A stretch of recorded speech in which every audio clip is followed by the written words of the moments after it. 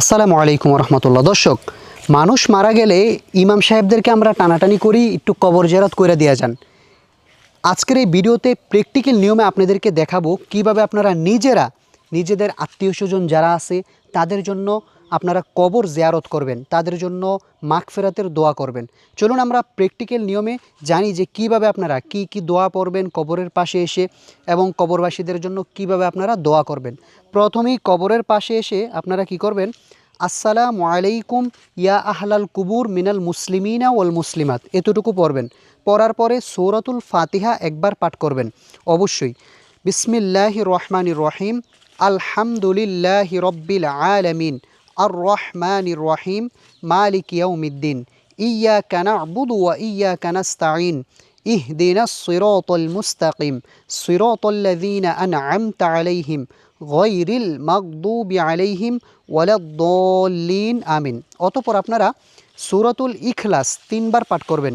বিসমিল্লাহির রহমানির রহিম, কুল হুয়াল্লাহু আহাদ, আল্লাহুস সামাদ, লাম ইয়ালিদ ওয়ালাম ইউলাদ ওয়ালাম ইয়াকুল লাহু কুফুয়ান আহাদ।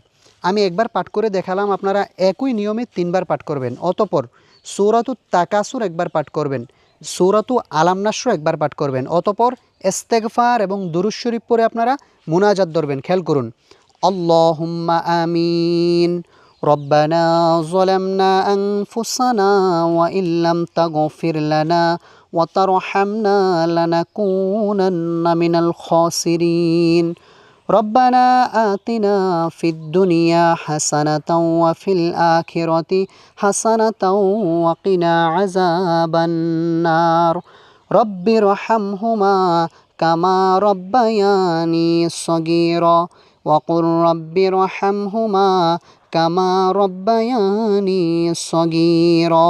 পিতামাতার জন্য এইভাবে দোয়া করে আপনারা মোনাজাত শেষ করবেন।